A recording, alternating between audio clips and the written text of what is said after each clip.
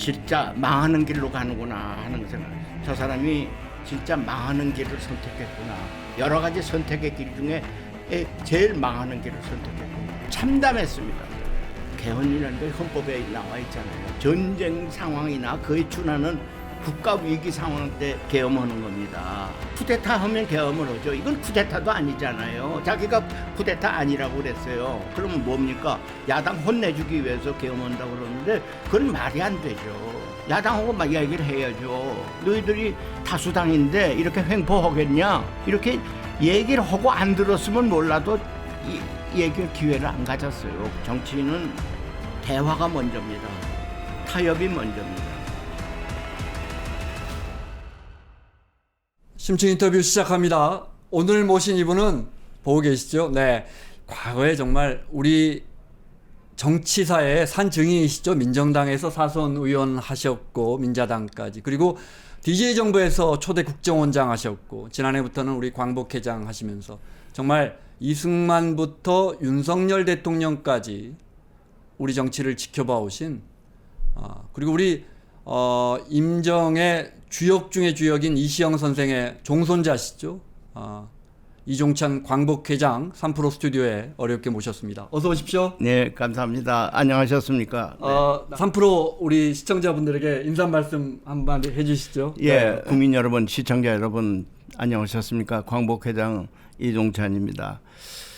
지금 나라가 굉장히 어지럽고 어려운 상황에 있죠. 그래서 오늘 3프로에서 저에게 기회를 주어서 국민 여러분과 함께 유익한 대화를 좀 할까 생각하고 있습니다. 그래서 오늘 초청해 주신 3프로 여러분께 감사드리고 또 국민 여러분께 제가 이 기회를 통해서 하고 싶은 말씀을 좀 기탄 없이 좀 하는 기회로 갖겠습니다. 우당 이회영 선생의 손자시고요, 그죠? 네. 회장님 살아온 인생을 보면 참 보수와 진보가 없으셨던 것 같아요, 그죠? 네. 네. 본인 스스로를 진보주의자라고 생각하십니까? 아닙니다. 보수주의자라고 생각하십니까? 저는 보수주의자입니다. 우리 네. 우리 집 자체가 가풍 자체가 보수입니다. 네. 네. 그런데 이렇게 문을 닫아 걸으는 보수가 아니라 좀 모든 것을 포용하는 보수, 또 개혁하는 보수, 네. 또 많은 사람과 통하는 보수, 이런 보수의 길을 걸어왔지 지금처럼 이렇게 경직된 이런 보수 네. 이런 것은 제가 생각해도 이거는 잘못 가고 있는 것이 아닌가 이렇게 생각이 되고, 또 우리나라에서의 보수와 진보는 네. 유럽에 있어서의 보수와 진보와 좀 틀립니다. 네. 유럽은 보수는 내셔널리스트들입니다. 예? 네. 예를 들면 프랑스의 르팽이라는 이런 사람들은 극우다, 네. 난민을 못 들어오게 하잖아요. 네. 네. 그러니까 일종의 내셔널리스트, 민족주의자죠. 민족주의자죠. 진보는 그에 반해서 인터내셔널리스트. 네. 예? 네. 이제 만국의 노동자야 단결하라 네, 그랬지. 네. 무슨 독일의 이제 칼막스가 무슨 독일의 노동자에 단결하라는 이야기가 안 했단 말이죠. 네. 이와 마찬가지로 진보는 인터내셔널리즘이고 보수는 내셔널리스트들인데 네. 네. 우리나라는 진보는 말하자면 북한과 대화하자는 것이 진보고 보수는 북한과 대결하자는 게 보수고, 좀 잘못된 정의를 하는 것 같아요. 그런데 네. 나는 이거는 우리가 6.25 전쟁을 치르는 동안에 이게 왜곡된 것이라고 생각하거든요. 자유에 대한 개념도, 네. 예를 들어 미국의 민주당 하면 우리가 리버럴이라고 오랫동안 그렇죠. 통칭해 네, 오지 맞습니다. 않았습니까?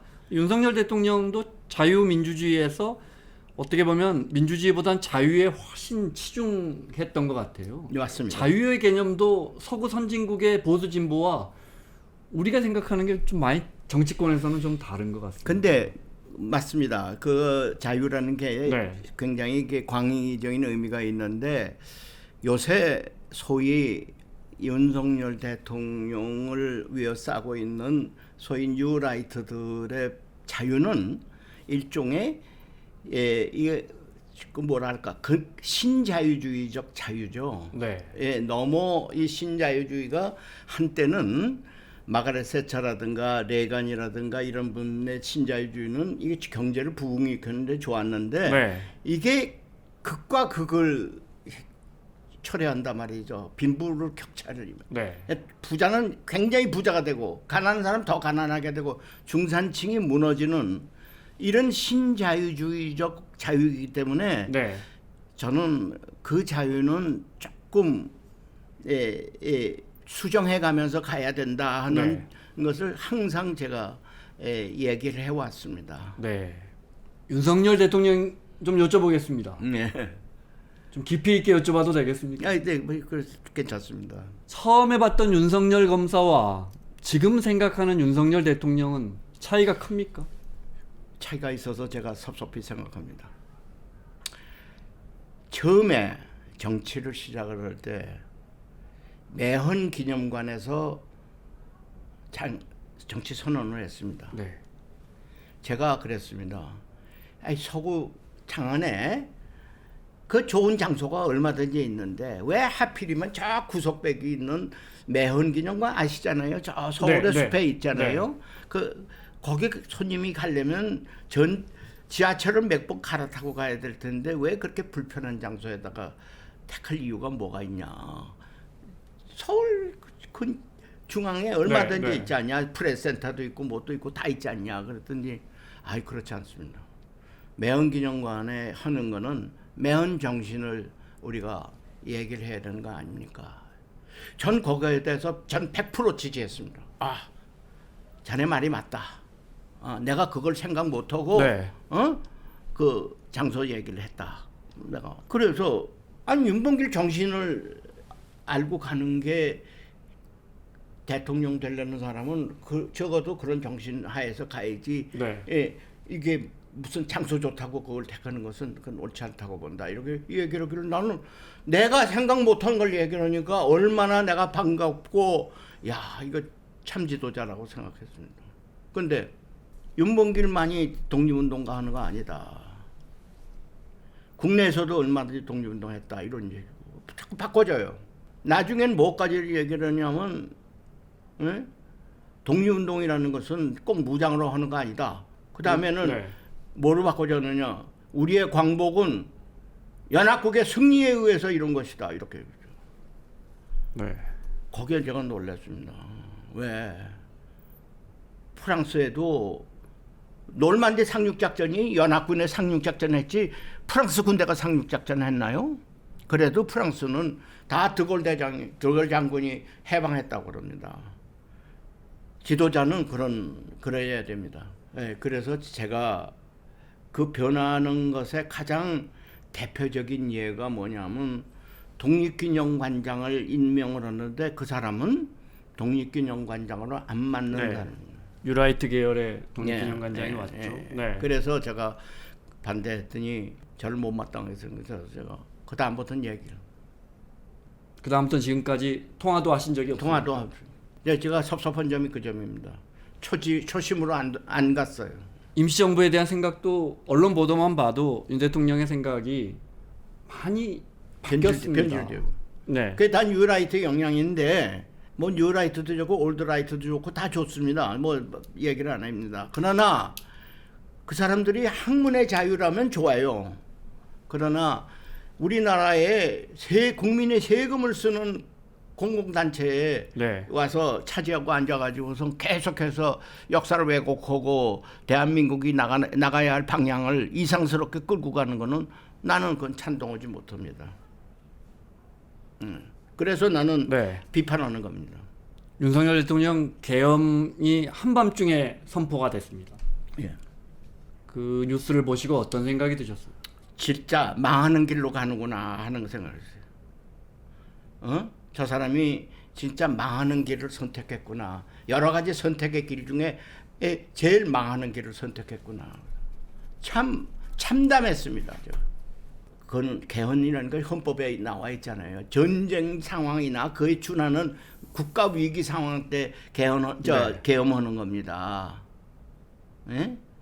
쿠데타 하면 계엄을 하죠. 이건 쿠데타도 아니잖아요. 자기가 쿠데타 아니라고 그랬어요. 그러면 뭡니까? 야당 혼내주기 위해서 계엄한다고 그러는데 그건 말이 안 되죠.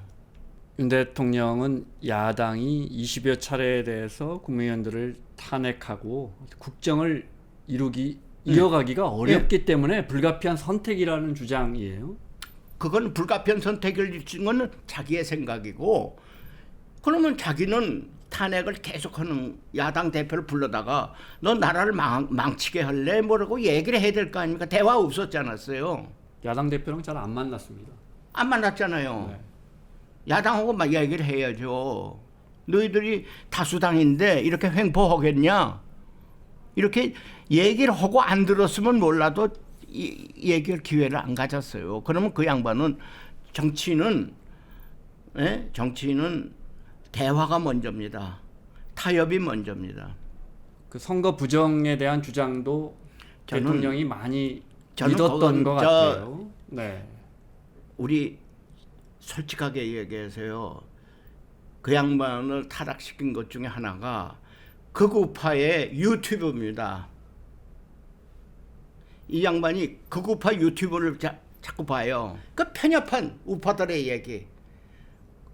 그것들 들으면 균형을 잃어버려요. 국민의힘 유경준 의원이 강남에 네. 그 통계청장 출신의 그 이제 통계 그 아주 경제 전문가 아닙니까? 그분이 과학적으로 국민의힘 의원들한테 선거 부정이 일어날 수 없다는 걸 설명했답니다. 의원들 모아놓고. 아, 그래요? 네. 다행이네요. 그분이 그 분야의 전문가니까. 네. 저는 선거 부정이 선거관리위원회에 친여도 있고 친야도 있고 다 있어요. 친여하면은 친야가 고발합니다. 친여하면 친야가 고발하고 이게 균형이 맞게 돼 있어요. 그게 그렇게 함부로 선거 부정이 어떻게 그게 이루어질 수가 있어요. 나는 그거는 그 유튜브가 잘못 알려주는 거예요. 이분은 민주주의나 상권 분립이나 공화주의에 대한 강한 소신이 있을 거다. 있었어요. 근데 계엄은 매우 이 지금 말씀드린 이런 그래요. 민주주의나 공화주의에 상치되는 개념입니다. 난 그래서 참 안타깝습니다. 그래서 참담한 생각인데 혹시나 내가 지금 의심하는 것 중에 하나는 뭐냐, 육살 나온 국방장관이 뭔가 이게 가능한 것처럼 얘기해 주지는 않았을까 하는 그런 의심을 하고 있습니다. 이게 해법이라고 하지 않았을까 하는. 나는 내가 육살 나왔습니다. 네. 근데 내가 자꾸 반성하는 이유는 육사를 나는 지금 민주당이 국군조직법을 개정하자고 그러는데 나를 공청회에 초대를 했어요. 네. 그래서 내가 얘기를 했습니다. 지금 국군의 전통을 자꾸 일본군 잔재들이 만든 조선경비대를 할아버지처럼 모시고 있는데 이게 잘못됐다.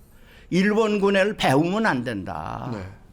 네. 일본군은 어떤 군인이냐? 우리가 만주사변이 일본군이 일으키지 않았습니까? 네. 일본군은 어떤 전통이 있느냐? 먼저 치고 정치를 끌어가는 거예요. 사고부터 내고 그냥 정치가 따라오도록 만드는 네. 거예요. 그 전통입니다. 만주사변도 그렇고 청일전쟁도 그렇고 노일전쟁도 모두 진주만도 먼저 때렸지.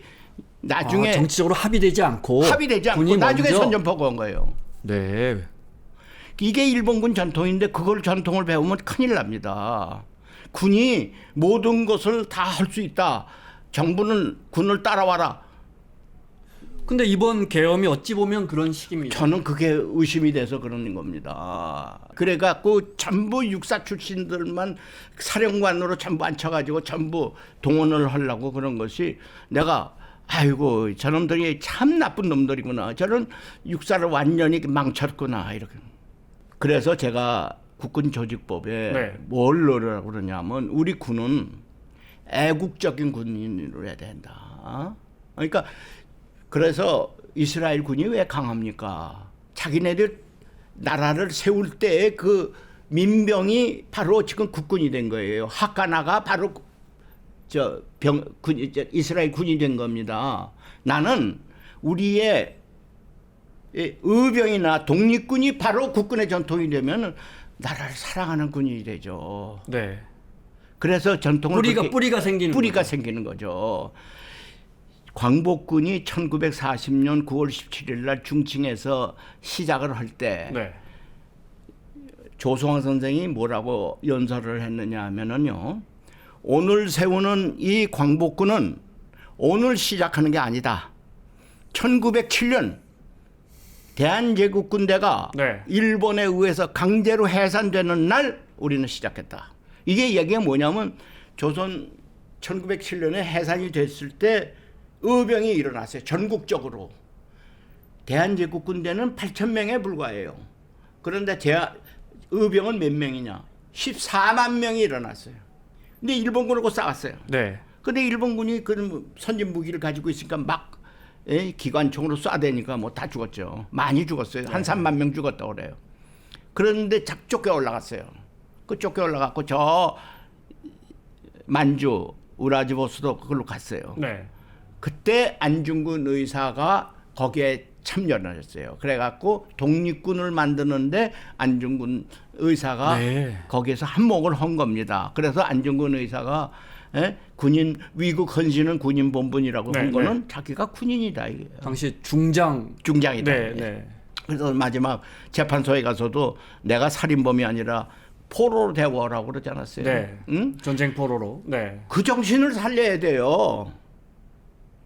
그 사람이 위국 헌신 군인 본분이라고 얘기한 그 정신을 살려야 우리 군인이 제대로 됩니다. 네. 이 일본군 잔재를 갖다가 이제 우리 할아버지로 생각하면 이거 이런 일이 자꾸 벌어지죠. 윤 대통령이 그런 사람들에게 둘러싸여 있었다 이렇게 생각하시는 나는 그걸 의심한다 이거예요. 아니 홍범도 흉상을 철거한다고 그럴 때 육사에서요? 제가 네. 왜 철거를 하느냐. 그 홍범도 흉상만 거기에 있는 것이 아니라 네. 홍범도는 의병의 상징이고 김좌진 장군은 독립군의 상징이고 네. 지청천과 이범석은 광복군의 상징 아닙니까? 그러니까 국군의 전통을 거기다가 세운 겁니다. 흉상을. 네. 네? 그거를 없애라고 하면은 그 사람들의 정신을 이어받지 않겠다는 얘기 아니에요. 네. 거기서부터 착오가 난 거죠. 그러니까 누군가 그런 이야기를 했을 거예요. 대통령에게. 홍범도 같은 사람은 육사에 흉상이 있으면 안 된다. 얘기를 했죠. 국회 국방위원회에서도 신원식이 얘기하지 않았습니까? 에? 홍범도는 공산당이라고. 도대체 그게 말이 됩니까?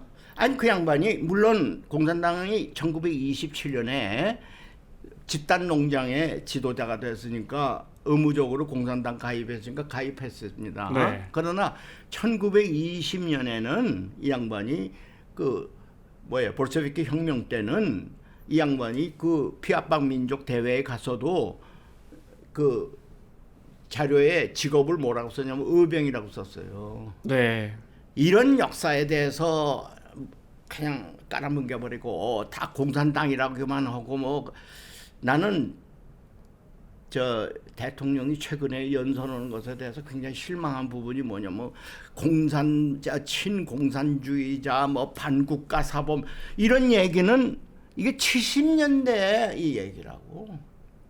지금은 이미 그 얘기가 이제 역사의 하나의 고문서가 돼버렸어.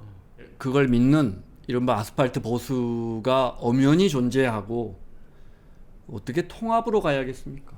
예, 통합은 가야죠. 지금은 배제의 정치잖아요. 그래서 저는 이 통합으로 가는 길 중에 제가 요새 고민을 하고 있는 그 부분이 있어요.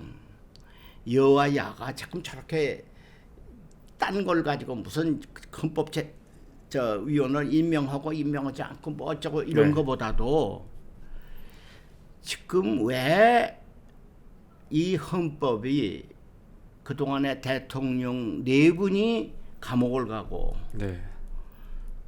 2분이 탄핵을 당하고 한 사람은 자살을 하고 이게 대통령마다 이렇게 불행하게 되는 헌법은 이게 무슨 병이 있는 헌법 아니냐 이게요.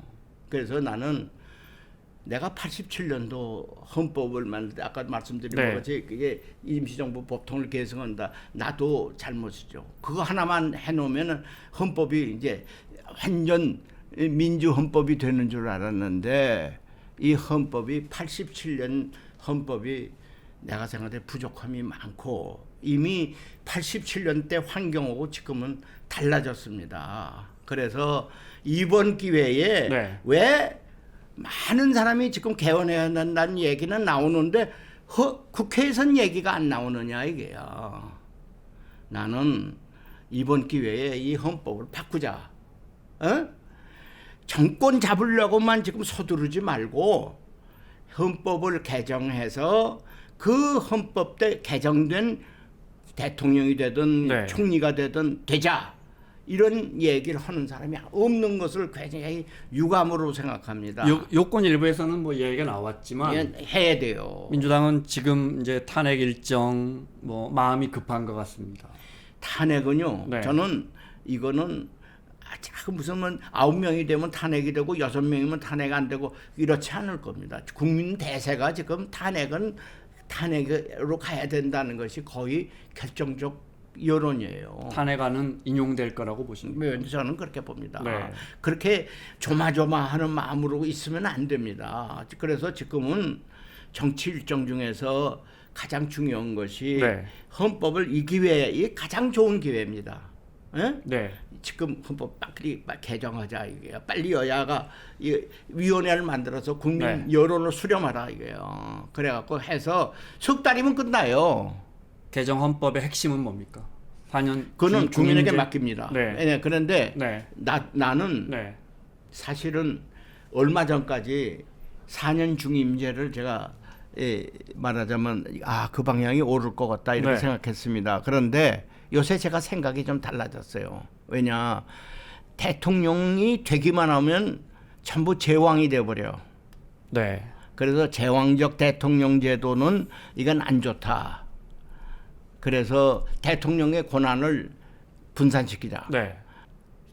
민주당하고 국민의힘이 표로 계산하면요 41대 48인가 그래요. 네. 근데 의석수는 3분의 2와 3분의 1이야. 네. 승자 독식 정치가 되니까 윤석열 대통령도 0.7% 차이로 대통령 된 거 아닙니까? 네. 승자 독식 이런 정치 체제는 항상 너 죽지 않으면 내가 죽는다 하는 네. 이 전쟁판을 만듭니다. 아까 저 사회자 말씀하신 것이 정치를 좀 더 대화하는 정치로 만들고 싶다 이렇게 말씀하셨는데 네. 저도 그 똑같은 동감입니다. 그러려면 제도가 그런 제도로 바뀌어져야 돼요. 근데 제도를 안 바꾸고 윤석열 대통령도요. 대통령 당선되자 뭐라고 그랬습니까? 청와대에 있으면은 구중심처에 있기 때문에 국민하고 자주 만나지도 못하고 네. 제왕이 된다. 그러니까 나는 평민 대통령 되기 위해서 처음에는 광화문에 있는 정부 청사로 오겠다. 이거 안 된다고 그러니까 용산 간다.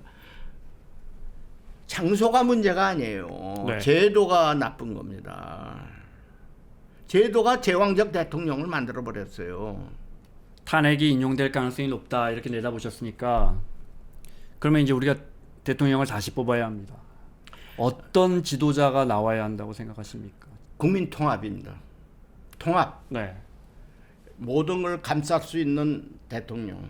상대방도 내 사람으로 만들 수 있는 그런 통합의 가슴이 넓은 대통령이 돼야 됩니다. 자기 식구들만 가지고 올망졸망하게 만드는 이거는 실패입니다. 근데 과거에 지난 정부도 마찬가지. 지난 정부도 진보 인사만 썼습니다. 나는 아브라함 링컨을 자꾸 인용을 하는데요. 네. 아브라함 링컨은 통합을 하기 위해서 연방이 깨질까 봐 통합을 하기 위해서 그 양반이 일생을 주장해온 뭐냐면 인종차별도 내가 연기할 수 있다. 말하자면 나중에 할 수 있다. 이게 더 중요하다. 이 얘기를 했어요. 그러니까 통합이라는 게 그렇게 중요합니다. 저는 지금 제일 하고 싶은 대통령이 다음 대통령에게 제일 통합 대통령. 두 네. 번째는 뭐냐? 북한이 우리 민족끼리 없다고 그랬어요. 네. 적대적인 두 국가밖에 없다고 그랬어요. 네. 그러나 우리는 그럴수록 북한에 있는 2천만 명 국민 다 우리 민족이다. 다 같은 동포다. 이런 마음을 가지고 끌어안아야 됩니다. 이럴 때일수록 더 끌어안아야 됩니다. 그래서 저는 광복회가 내년이 80주년 되는 네. 해인데 우리 캐치프레이즈를 뭐로 정하냐?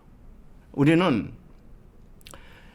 우리 선열들의 그 가르침을 받아서 한반도의 모든 세력들을 통합의 길로 가도록 우리가 앞장서자. 우리 정치 차기 지도자는 첫 번째 덕목이 통합이다. 광복회장 이종찬 회장에게 오늘 말씀 들었습니다. 건강하시고요. 네. 또 이 시국이 지나면 네. 저희가 한 번 더 모시도록 하겠습니다. 감사합니다. 이번에 우리 저 3프로에 나와서 국민들에게 제가 제 목소리를 전할 수 있는 기회를 주셔서 무엇보다도 아닙니다. 감사하게 생각합니다. 네.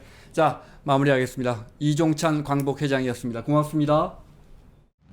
절대 소문나지 않았으면 좋겠어요. 예약하기 어려워질 것 같아서요. 제가 메모한 아이디어만 A4 용지로 5에서 6장은 됩니다. 김프로님과 같은 테이블에서 식사하고 함께 뉴욕 증권거래소를 방문하다니.